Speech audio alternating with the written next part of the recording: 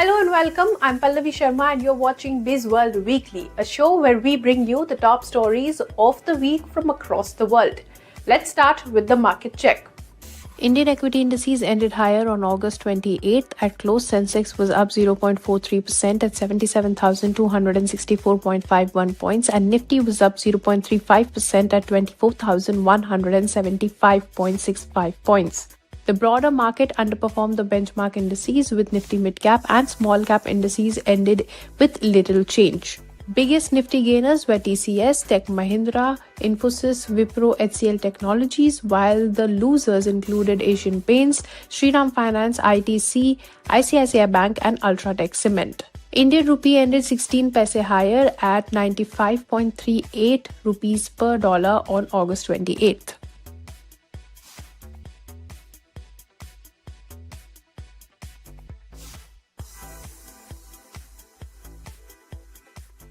A catastrophic flash flood has swept through the Nepal-China border region, killing hundreds of people and leaving more than 1,000 missing. But this disaster is raising another critical question. If early warning systems were in place, why did people have so little time to escape? The flash flood struck on August 26 along the Lehende-Khola River near the Nepal-Tibet border. A sudden ice and rock avalanche, believed to be linked to a glacier collapse, sent a massive surge of water, mud and debris downstream. The flood then moved into the Bhote Khoshi and Trishuli river systems, destroying homes, roads, bridges and critical infrastructure. The Trishuli river reportedly rose by around 9 meters in just 30 minutes. That gives you an idea of just how fast and destructive this event was. And the human toll has continued to rise. Nepal police said on August 28th that death toll has reached 469 while hundreds of people remain missing. China has also reported deaths and missing people on the Tibetan side of the border. Rescue systems are struggling to reach several affected areas because roads and bridges have been washed away, while the mountainous terrain is making helicopter and ground operations extremely difficult. But one of the biggest questions surrounding this disaster is the warning system. Nepal does have systems designed to monitor rising river levels and issue flood alerts. But flash floods caused by sudden glacial or geological events are particularly difficult to predict. In this case, the water level rose so rapidly that even the warning issued shortly before the flood may not have given communities enough time to evacuate. There is also a major cross-border information problem. The disaster originated close to the Nepal-China border, and Nepalese officials have raised concerns over whether crucial information about conditions upstream was communicated quickly enough. And this is what makes the Nepal floods bigger than just one natural disaster. The Himalayas are warming rapidly, and glaciers and glacial lakes are becoming increasingly unstable. That does not mean every individual flood can automatically be blamed on climate change. Scientists are still studying exactly what triggered this event. But warmer temperatures can increase the risks associated with melting glaciers, unstable ice and rock formations, and glacial lake outburst floods. Now, there is another danger emerging now. A new lake has formed behind the debris in the affected region, raising concerns about another sudden release of water. Authorities are therefore warning communities along downstream rivers to remain alert and, where necessary, move to safer ground. And the disaster has implications beyond Nepal. India is also watching the situation very closely because rivers flowing from Nepal into northern India can rapidly carry flood waters downstream. Bihar and other areas have already been placed on alert as officials monitor river levels and water discharge.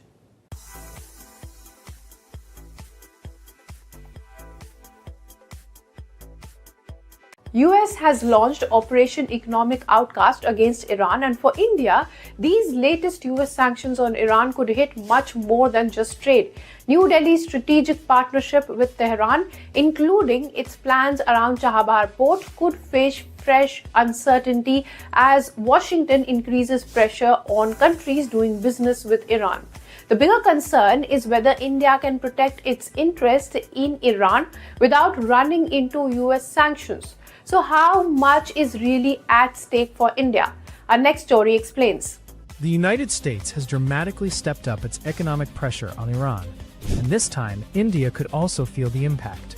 Washington has announced a new sanctions campaign targeting Iran's economy, including businesses and networks involved in oil, shipping, finance, and other strategic sectors. The bigger concern for India is that the US is also threatening secondary sanctions against countries and companies that continue doing business with Tehran. So, what does this mean for India? The first area of concern is trade. India's economic relationship with Iran has already shrunk sharply over the years. Bilateral trade, which stood at around $17 billion in 2018-19, has fallen by more than 90%.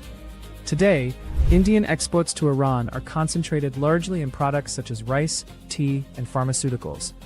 But new US sanctions combined with disruptions to financial and shipping channels could make these exports more expensive and difficult. And then there is the strategic issue, Chabahar port. India has invested in Chabahar because it provides an important route to Afghanistan and Central Asia, bypassing Pakistan. For New Delhi, the port is not just a commercial project. It is a key part of India's regional connectivity strategy. But the US sanctions waiver that had allowed India to operate at Chabahar expired in April 2026, creating fresh uncertainty around the project. India has been seeking sanctions relief and is also discussing arrangements with Iran to protect its interests at the port. There is also an energy angle. India had resumed some Iranian oil imports under earlier exemptions, with imports in the first half of 2026 valued at around $707 million. But tighter sanctions could make payments, shipping, and insurance more complicated, potentially increasing costs. The immediate impact may not be a complete halt in India-Iran trade, but the latest US move could make doing business with Iran significantly more difficult.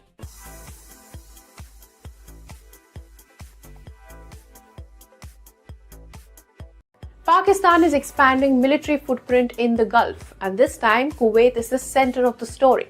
Kuwait has moved to deepen its defense partnership with Pakistan at a time when the security architecture of Gulf is undergoing a major reset. So why is Kuwait turning to Pakistan? The latest move builds on the Defense Cooperation Agreement that Pakistan and Kuwait signed in 2023 and which Kuwait formally ratified in July 2026. The agreement is valid for 5 years and focuses on strengthening military cooperation between the two countries. It covers areas such as joint training, defense coordination, intelligence coordination, and military technology. But there is a bigger story here. Pakistan has been steadily strengthening its military relationships with the Gulf countries for decades. Its armed forces have trained Gulf militaries, provided instructors and advisors, and maintained military deployments in parts of the region. Saudi Arabia has traditionally been at the heart of this relationship, but Pakistan is now looking to expand that role across the Gulf, and Kuwait appears to want more than just conventional training partnership. Reports have indicated that Kuwait has explored a broader agreement with Pakistan that could potentially involve Pakistani troops, fighter aircraft, and drones, essentially giving Islamabad a more direct role in Kuwait's security architecture. But why is this happening now? Because the Gulf security environment is changing rapidly. Years of dependence on the United States for security guarantees are being reassessed, particularly after the repeated missile and drone threats in the region. Gulf countries are increasingly looking to diversify their defense partnerships rather than just rely on a single external power. Pakistan, with its large military combat experience and long-standing relationships with Arab states, is emerging as one of the countries that can fill part of that gap. For Pakistan, the benefits are equally significant.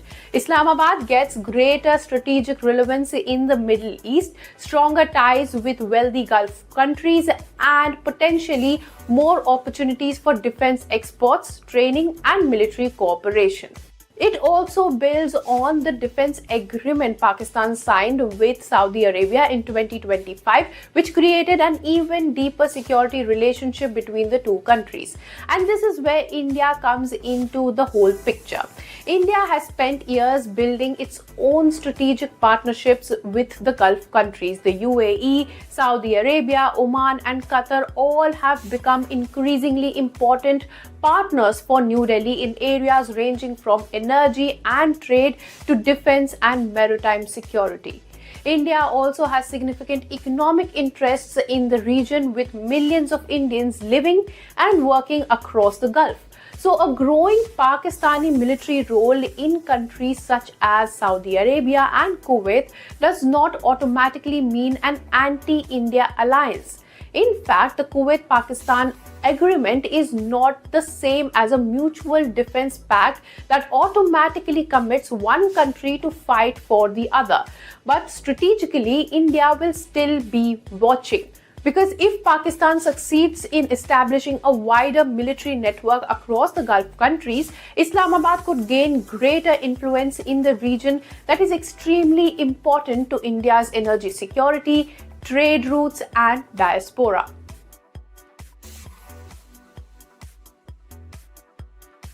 What if Iran starts charging ships to pass through the Strait of Hormuz? A move like this could have consequences far beyond the Middle East, because this narrow waterway is one of the world's most critical energy routes. With tensions between Iran and the United States escalating, Tehran is now considering using the Strait of Hormuz not just as a strategic choke point, but also as a source of revenue. So what happens if ships are forced to pay? Our next report tells you. Iran is reportedly working on a framework that would allow it to collect what it describes as navigational or service fees from vessels passing through the strait. The exact amount has not yet been revealed, although earlier discussions reportedly considered charges equivalent to around 5 to 7% of the value of cargo being transported. So, why does this matter? The Strait of Hormuz is a narrow passage connecting the Persian Gulf with the Gulf of Oman and the Arabian Sea. It is one of the world's biggest energy choke points. For decades, enormous volumes of crude oil, petroleum products, and liquefied natural gas have moved through this route. That means any disruption here can quickly affect global energy markets, shipping costs, and ultimately fuel prices. Iran says its proposed system is about navigation, security, and the interests of countries bordering the strait, but the move comes at a particularly sensitive time. Tensions between Tehran and Washington remain extremely high, while maritime traffic through Hormuz has already fallen dramatically because of security risks. Reuters reported that fewer than 20 commodity vessels crossed the strait over the weekend, with traffic around 90% below pre-conflict levels. The United States, on the other hand, opposes compulsory payments for ships using the waterway. Oman has previously backed a different approach: voluntary contributions from shipping companies, with the money potentially supporting navigation and maritime safety. Iran, meanwhile, has pushed for a greater role in managing the strait. For global shipping companies, this creates another layer of uncertainty. They are already dealing with higher insurance costs, security risks, and delays. Now, the possibility of additional fees could make voyages through Hormuz even more expensive. The Strait of Hormuz is a critical artery for the global economy. If Iran gains greater control over how ships move through it and how much they pay, Tehran could gain significant economic and strategic leverage.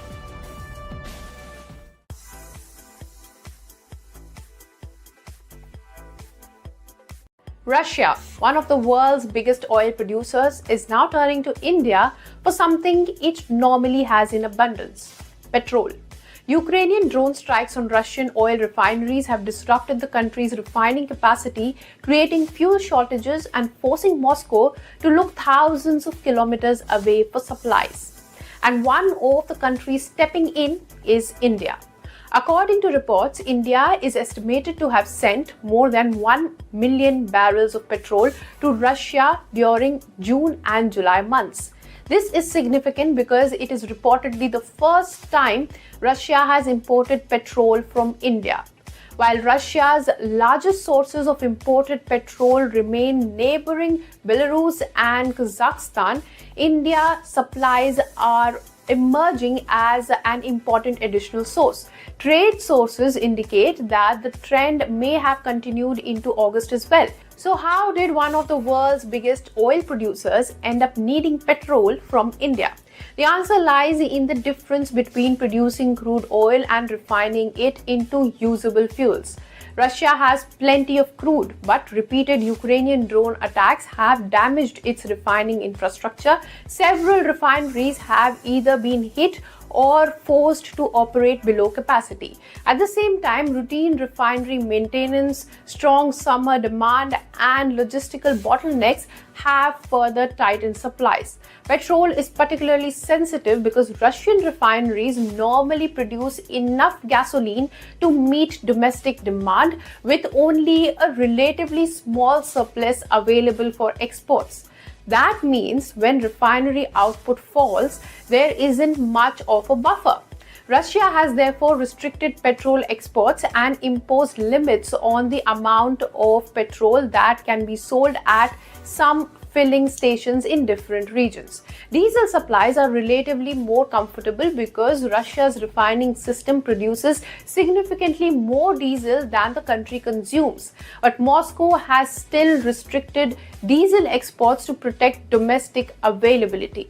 And this is where India becomes very important. India has one of the world's largest refining capabilities and is a major exporter of refined petroleum products. Indian refineries can take crude oil, process it, and then ship finished products to markets where they are needed. In this case, the irony is striking. Some of the Russian crude being imported into India is being refined here and then turned into petrol that can ultimately be sent back to Russia. The Indian refinery identified as the main supplier in this trade is Naira Energy, which has significant Russian shareholding. That creates an unusual energy loop. Russian crude comes to India, Indian refineries process it, and a part of that resulting fuel can then travel back to Russia. For India, this development highlights the growing importance of its refining sector. India isn't simply a major buyer of crude anymore, it is increasingly becoming a swing supplier of refined fuels. Recent data also shows that India's petroleum product exports are rising sharply as global supply disruptions create additional demand. For Russia, this is a sign of how deeply Ukraine's attacks are affecting its energy infrastructure. Moscow has responded by importing petrol from countries including India and Turkey, increasing supplies from Belarus and restricting fuel exports. Reuters has also reported that at least one Indian gasoline cargo has already entered Russia's domestic market to help ease shortages. And there is a bigger geopolitical message here. For years, the relationship between India and Russia has been dominated by one major energy equation. Russia supplies discounted crude and India buys it in large volumes. Now that relationship is becoming more complex. India is not only buying Russian oil, it is also supplying Russia with refined fuel.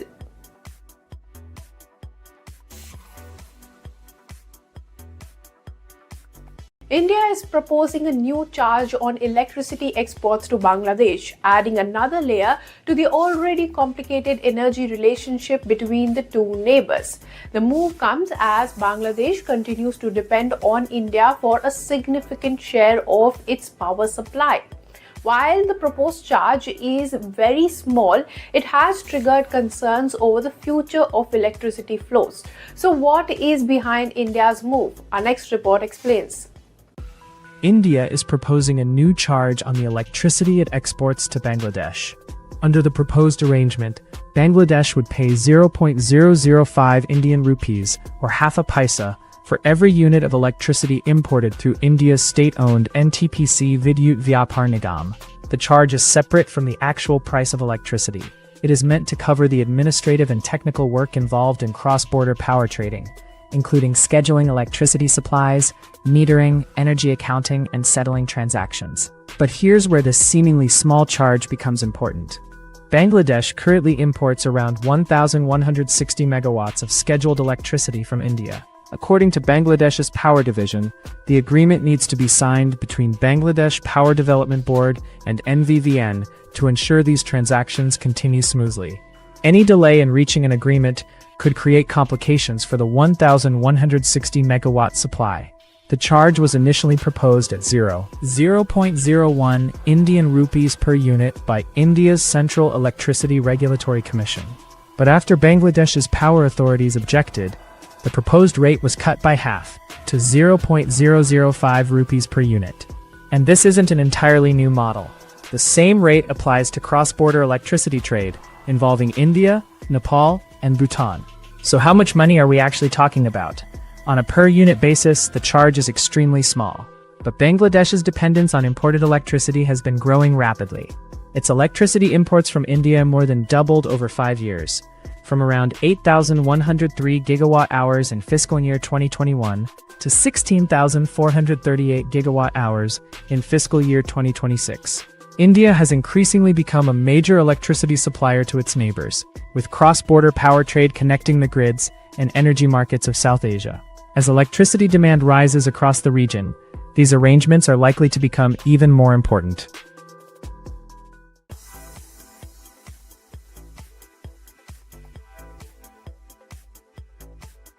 Imagine opening Instagram tomorrow and being told that you can only scroll for 2 hours a day. Your notifications disappear during school hours, the app shuts down overnight, and even the number of likes on your post may be hidden. For nearly 1 million Indians in the United States, the American dream now comes with an extraordinary waiting period. And for some, that wait could stretch for generations. Indian professionals who entered the US on H-1B visas and have been waiting for permanent residency are facing one of the world's most severe immigration backlogs. And now, as the Trump administration tightens immigration rules, the road from an H-1B visa to a green card is becoming even more uncertain. So what exactly is happening to Indians who are waiting for US green card? According to a recent analysis by the National Foundation for American Policy, nearly 1 million Indians are currently stuck in US employment-based green card backlog. That is roughly 79% of the estimated 1.26 million people waiting in the first 3 employment-based immigration categories. The overall backlog has crossed 1.2 million applicants. The biggest problem is the US immigration system's country-based limits. Employment-based green cards are subject to an annual numerical cap, while there is also a per-country limit. But the demand from Indian professionals is far higher than the number of green cards available to them.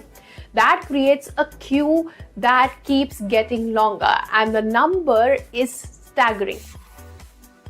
In the EB2 category, which includes professionals with advanced degrees and highly skilled workers, the projected wait for some Indian applicants could reach as much as 179 years.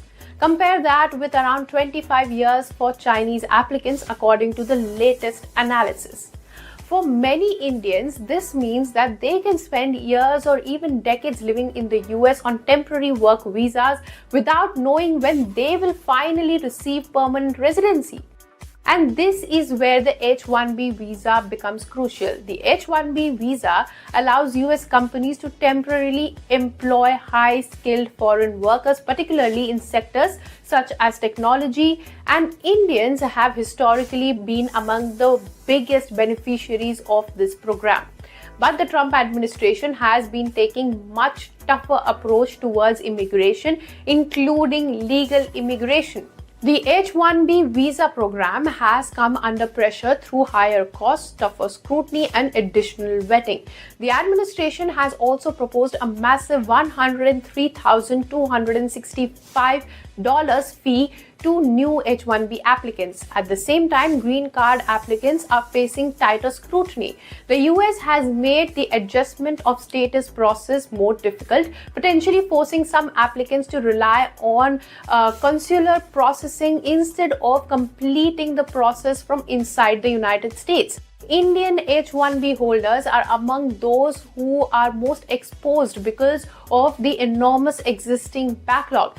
And there is another development that could create fresh delays. The Trump administration has temporarily paused immigrant visa appointments at US embassies and consulates worldwide as a part of new training and screening initiative for consular officers.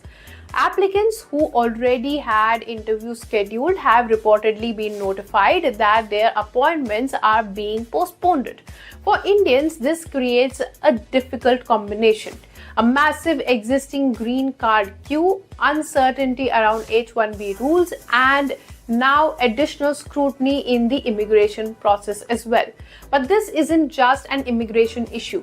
It could have consequences for American technology companies as well. US businesses rely heavily on highly skilled foreign workers, while Indian professionals form a major part of talent pipeline. India's technology industry has already urged Washington to recognize the economic benefits of the H-1B program.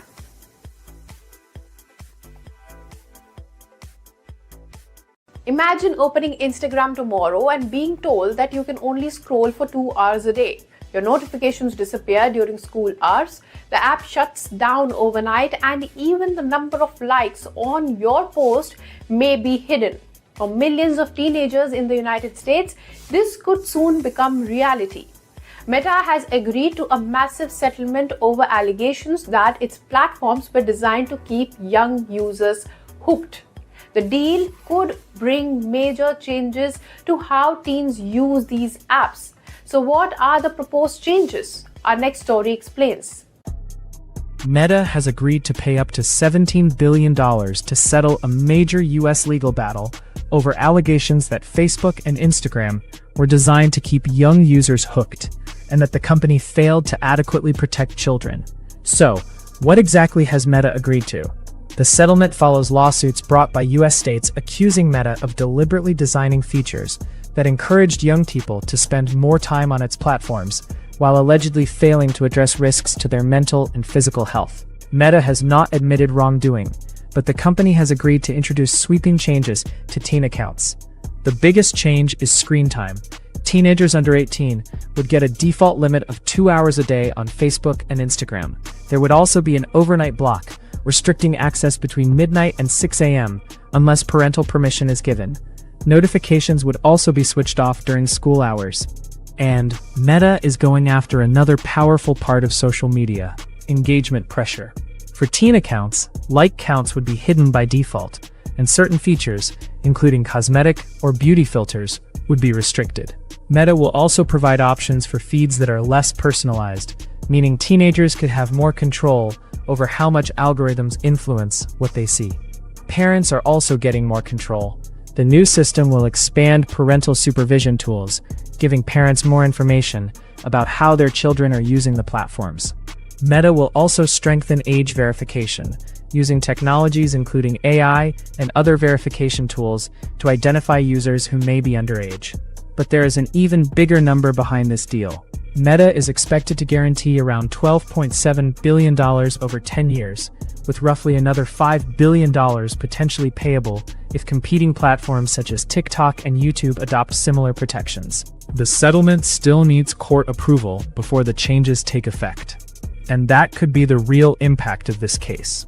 If these restrictions become a model for other social media companies, the way teenagers interact with social media could change across the entire industry. That's all for this week. I will see you in the next. Keep watching ET Now for more such news and views. If you like this video, then like, share and subscribe to ET Now.